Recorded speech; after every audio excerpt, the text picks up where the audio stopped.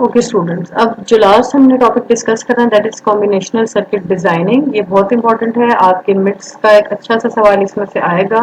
तो जब तक आप इसकी प्रैक्टिस नहीं करेंगे तो आप इस क्वेश्चन को अटेम्प्ट नहीं कर सकेंगे और इसकी वेटेज भी ज़्यादा होगी। तो मेक श्योर कि ये टॉपिक आप सबको क्लियर होना चाहिए।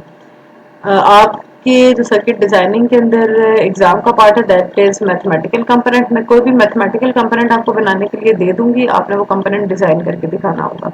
तो सबसे पहली एग्जांपल जो है उसको पहले तो स्टेटमेंट को समझें कि क्या है। Design a circuit that will take 3 bit input from user, यानी आपने जो सर्किट डिजाइन करना है वो यूजर से इनपुट लेगा 3 बिट की, इसका मतलब 3 इनपुट्स आपको चाहिए। अब उसके साथ करेगा क्या, it will increment the provided input by 1, यानी आप एक इंक्रीमेंटर बनाएंगे जो यूजर से 3 बिट इनपुट लेगा और इनपुट के ऊपर आप जो भी नंबर देंगे वो उसमें 1 का इंक्रीमेंट कर देगा।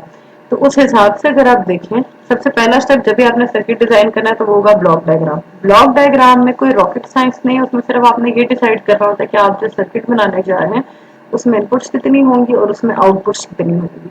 तो हमारे पास ए बी और सी, मैंने कहा 3 बिट इनपुट है, राइट। तो आपके पास 3 बिट इनपुट होगी, तो 1 2 3, एक लाइन के ऊपर 1 बिट आती है तो हमें 3 बिट्स चाहिए। तो ए बी सी ये इनपुट आ गई। ब्लॉक डायग्राम में इस बॉक्स के अंदर आप लिखते हैं जो चीज आप बनाना चाहें। तो आप एक 3 बिट इंक्रीमेंटर बना रहे हैं, उसमें करना क्या है, जो भी आप इनपुट देंगे वो उसको 1 प्लस करेगा, तो इनपुट में 1 प्लस होगा। अब आपने डिसाइड ये करना है कि आउटपुट लाइन्स कितनी होनी चाहिए। तो अब हमारे पास 3 बिट इनपुट है, 3 बिट इनपुट में हमारे पास मिनिमम वैल्यू क्या होती है। जब भी आपसे किसी भी केस में पूछा जाए मिनिमम और मैक्सिमम वैल्यू का, आपको कहा जाता है 3 बिट में बताएं मिनिमम वैल्यू क्या है, तो तीनों बिट्स को कर दें 0।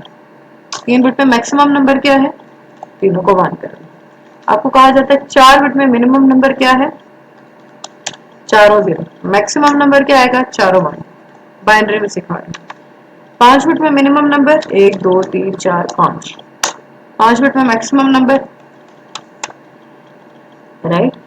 अभी आप किसके साथ डील कर रहे हैं, अभी आप 3 बिट के साथ डील कर रहे हैं। तो जब भी कोई मैथमेटिकल कंपोनेंट बनाया आपको बनाने का कहा जाए तो मिनिमम नंबर के ऊपर भी वो ऑपरेशन परफॉर्म करें और मैक्सिमम नंबर के ऊपर भी वो ऑपरेशन परफॉर्म करें, ताकि आपको पता चल जाए कि आपके पास आउटपुट के ऊपर सबसे बड़ा नंबर क्या आएगा, कि आपके इससे बड़ा नंबर मेरे सर्किट में नहीं आएगा। तो जब आप 0 0 0, ये किसकी बाइनरी है, ये 0 की बाइनरी है। तो 0 में जब आप 1 प्लस करेंगे तो आपको क्या मिलेगा, 0 + 1 1। और जब आप 1 1 1 को देखें तो 1 1 1 7 की बाइनरी है। 7 + 1 8 होता है, राइट। आपने काम करना है बाइनरीज के अंदर। 1 की बाइनरी होती है 1 बेस 2 में,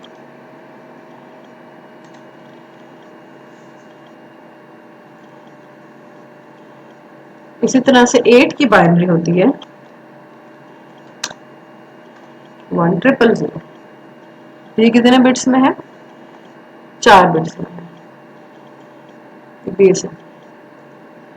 तो आपको आउटपुट के ऊपर अब एक लाइन के ऊपर 1 बिट आते हैं, तो आप अगर सही अपना सर्किट बनाने जाए तो एक वक्त में आपको कितने बिट्स चाहिए आउटपुट के ऊपर, 4 बिट्स चाहिए। तो आपके पास 1 2 3 4 आउटपुट लाइन है। फॉर इंस्टेंस अगर आप 3 आउटपुट लाइन्स बनाते हैं तो या तो आपका ये 0 मिस हो जाएगा, ये 8 की बाइनरी नहीं है, आंसर गलत होगा।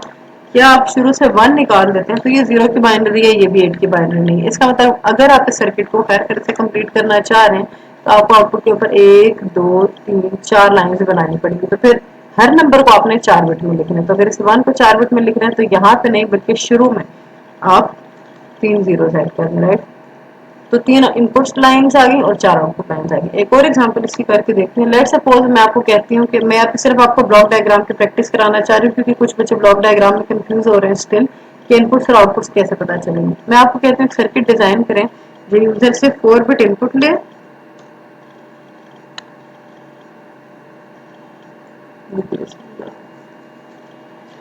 जो यूजर से 4 बिट इनपुट ले और इनपुट के ऊपर आप जो भी नंबर दें वो उसमें आपको 3 प्लस करके दें।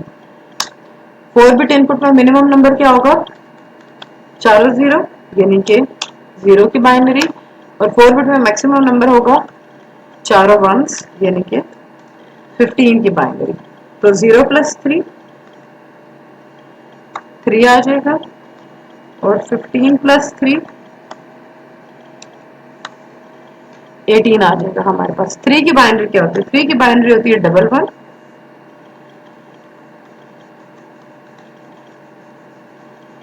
बेस 2 में,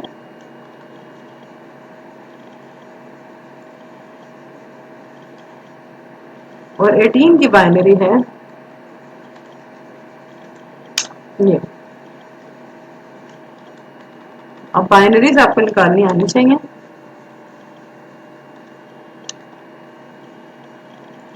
अब मुझे ये बताएं कि आपको कितनी आउटपुट लाइन्स चाहिए। ज़ाहिर है जितने बिट्स हैं उतनी आउटपुट लाइन्स, 1 2 3 4 5। तो इसको 5 बिट बनाने के लिए शुरू में 3 जीरो आ जाएंगे, राइट।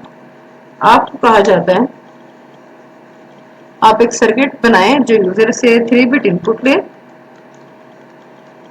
और इनपुट के ऊपर आप जो भी नंबर दें वो उसको 3 से मल्टीप्लाई करें।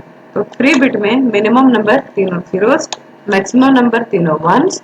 तीनों जीरोस मतलब 0 की बाइनरी, और तीनों वंस मतलब 7 की बाइनरी। तो जब आप 0 को 3 से मल्टीप्लाई करेंगे तो आंसर आएगा 0 बाइनरी के अंदर।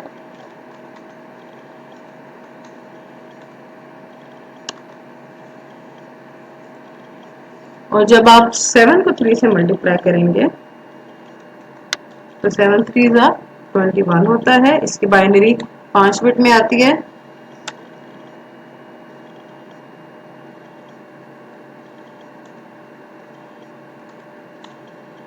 ये हमारे पास 21 की बाइनरी।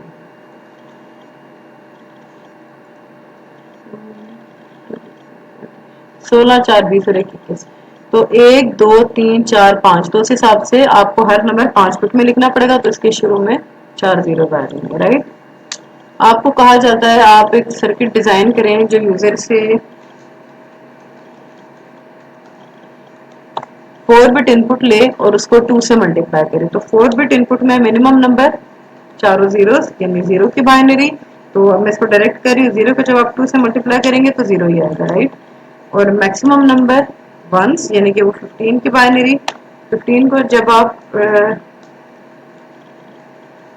2 से मल्टीप्लाई करेंगे तो ये आ जाएगा 30।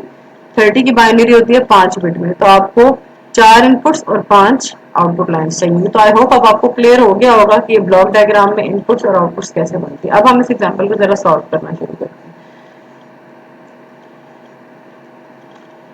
ब्लॉक डायग्राम बन गया। आप इसका ट्रुथ टेबल बनाते हैं। जितनी यहाँ पे इनपुट्स और आउटपुट्स हैं वो सारी की सारी आपके ट्रुथ टेबल में आ जाती है। तो 3 इनपुट्स हैं और 4 आउटपुट्स हैं। सबसे पहले देखिए हमारे पास यहाँ पे मैं आपकी अंडरस्टैंडिंग के लिए एक एडिशनल कॉलम यहाँ पे बना देती हूँ।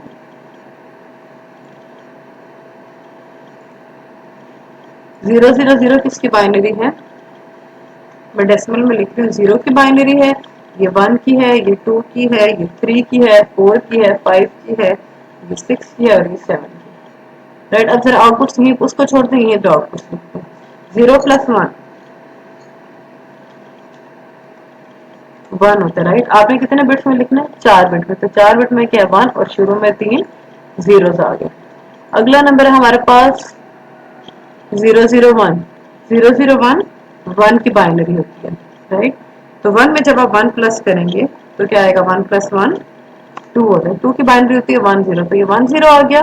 4 बिट करने के लिए शुरू में 2 जीरोस आ गया। अगला नंबर है हमारे पास 2।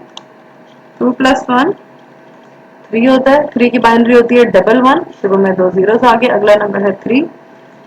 3 + 1 4 होता है। 4 की बाइनरी 1 0 0। शुरू में 0 आ गया। अगला नंबर है 4। 4 + 1 5। 5 की बाइनरी होती है 1 0 1। 4 बिट करने के लिए शुरू में 0 आ गया। अगला नंबर है 5। 5 + 1 6 होता है। 6 की बाइनरी 1 1 0। शुरू में 0 आ गया। अगला नंबर है 6। तो 6 + 1 7। 7 की बाइनरी 1 1 1। शुरू में आ गया 0। अगला नंबर है 7।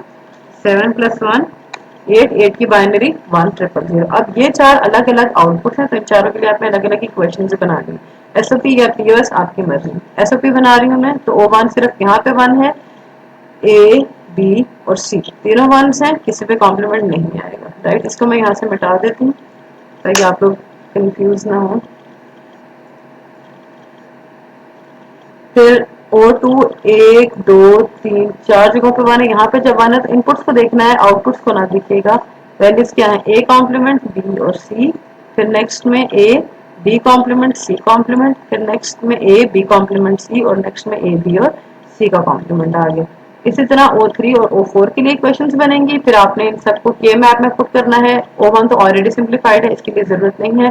बाकी तीनों के लिए तीन वेरिएबल इस्तेमाल हो रहे हैं तो 3 वेरिएबल के मैप बनाया। O2 के लिए वंस पुट कर दिए, एक ये दो वाला पेयर बनेगा, एक ये एक्सट्रीम कॉर्नर का पेयर बनेगा दो वाला, और ये अकेला रह जाएगा। फिर इनकी वैल्यूज लिखेंगे। जो ये वाला अकेला रह गया इसमें क्या है, ए कॉम्प्लीमेंट बी सी, जो ये दो वाला पेयर है इसमें ए और जो दूसरी वैल्यू फिक्स है दैट इज बी कॉम्प्लीमेंट। अब इन वैल्यूज को आप खुद सॉल्व करेंगे। जो ये दो वाला पेयर है इसके लिए आएगा ए और सी कॉम्प्लीमेंट। फिर इसी तरह O3 के लिए वंस पुट कर दिए, एक ये दो वाला पेयर और एक ये दो वाला पेयर, इसके लिए आंसर आएगा बी कॉम्प्लीमेंट सी और इसके लिए आएगा बी सी कॉम्प्लीमेंट। और O4 में ये एक्सट्रीम कॉर्नर का एक पेयर बनेगा और आंसर आएगा सी कॉम्प्लीमेंट। और उसके बाद ये आ गई उसकी सर्किट डायग्राम। तो इन सबको अलग अलग रखना है। मेहरबानी करके इनके एंड के ऊपर आपस में और ये एंड ना कर दीजिएगा, ये चार अलग अलग आउटपुट है। अब दूसरे एग्जांपल की तरफ आ जाते हैं। अब आपने एक सर्किट डिजाइन करना है जो यूजर से 3 बिट इनपुट लेगा। 3 बिट इनपुट लेगा तो इनपुट लाइंस कितनी होंगी, 3 इनपुट लाइंस होंगी। अब क्या है कि इनपुट के ऊपर जो भी नंबर है आपने क्या करना है, उसका टूस कॉम्प्लीमेंट लेना है। टूस कॉम्प्लीमेंट में आप क्या करते थे, पहले वंस कॉम्प्लीमेंट लेते थे और जो आंसर आता था उसमें 1 प्लस करते थे। 3 इनपुट्स हैं तो मिनिमम नंबर 0 0 0 और मैक्सिमम नंबर 1 1 1। तो मिनिमम और मैक्सिमम दोनों के ऊपर ऑपरेशन हम परफॉर्म करेंगे ताकि हमें पता चले कि हमें आउटलाइंस कितनी चाहिए। सबसे पहले 0 0 0 को सॉल्व करते हैं, इसका टूस कॉम्प्लीमेंट लेते हैं। तो पहले इसका लिया वंस कॉम्प्लीमेंट और इसके आंसर में 1 प्लस करेंगे तो क्या आएगा हमारे पास। अब आपने 1 इसमें प्लस करना है, इसमें प्लस नहीं करना है। तो इसको सॉल्व करते हैं। ये हमारे पास आएगा 1 प्लस 1 0, 1 ऊपर कैरी चला जाएगा। अगेन 0 प्लस 1 हमारे पास 0, 1 ऊपर कैरी चला जाएगा। 0 प्लस 1 0, जो हमारे पास एडिशन का नॉर्मल तरीका होता है। अंडरलाइन कर देते हैं। तो 1 प्लस 1 मेरे पास क्या आएगा 0, 1 इधर कैरी जा रहा है,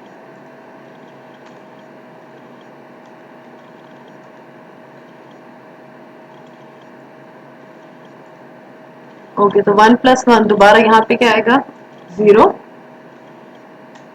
और 1 ऊपर चला जाएगा कैरी,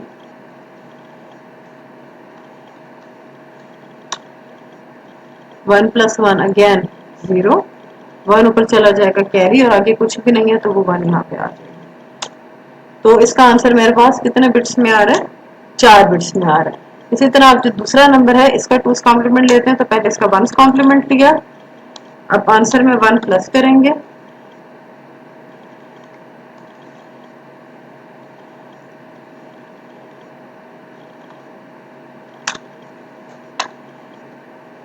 इसमें नहीं बल्कि इसमें 1 प्लस करना है। तो 0 प्लस 1 1, कुछ आगे कैरी नहीं गया, 0 0 3 बिट में। तो एक नंबर 4 बिट में है, एक नंबर 3 बिट में है। मैंने आपसे कहा था कि आपने देखना है मैक्सिमम कितने बिट्स चाहिए, तो मैक्सिमम आपको 4 बिट्स चाहिए, इसलिए 4 आउटपुट लाइंस होगी। फिर हर नंबर को हमने यहाँ पे लिखा और उनके जो टूस कॉम्प्लीमेंट बनते थे वो कैलकुलेट करके मैंने यहाँ पे लिख दिए 4 बिट के अंदर। ये पहले नंबर का मैंने आपको सिखाया 1 0 0 0 और लास्ट वाले नंबर का 0 0 1 था। 4 बिट में करना है तो शुरू में एक और 0 आ जाएगा, राइट। तो उस हिसाब से आपने बारी बारी इन सबके टूस कॉम्प्लीमेंट लेने हैं और यहाँ पे टेबल में फिल कर देने। जिसकी भी 4 बिट्स नहीं आ रही उन सबके शुरू में 0 लगा के 4 बिट पूरे करने हैं। फिर इक्वेशंस बनानी है। O1 सिर्फ यहाँ पे 1 है तो आ जाएगा A bar B bar C। O2 1 2 3 4 जगहों पे 1 है तो आपने ABC की ये 4 वैल्यूज देख के इसकी इक्वेशन बनानी है। O3 इन 4 जगह पे 1 है, इसी तरह उसके लिए इक्वेशन बनेगी एंड सेम फॉर O4। वो सारी आपने इक्वेशंस बनाई, पहली इक्वेशन तो नहीं, बाकी सारी इक्वेशंस के मैप में पुट करके चेक करेंगे। जैसे यहाँ पे 3 वाला पेयर नहीं बनाना, एक ये 2 वाला पेयर बनेगा, एक ये 2 वाला पेयर बनेगा और ये अकेला रह जाएगा। इसका आंसर आ गया। O3 में ये 2 पेयर्स बनेंगे और O4 में एक ये 4 वाला पेयर बनेगा और फिर ये आ गई इसकी सर्किट डायग्राम। तो ये हमारी डिस्कशन थी सारे के सारे इंपॉर्टेंट टॉपिक्स की। आई होप आप लोगों को कोई कंफ्यूजन नहीं होंगी, लेकिन अगर आपको कोई कंफ्यूजन होती है तो before meets please let me no.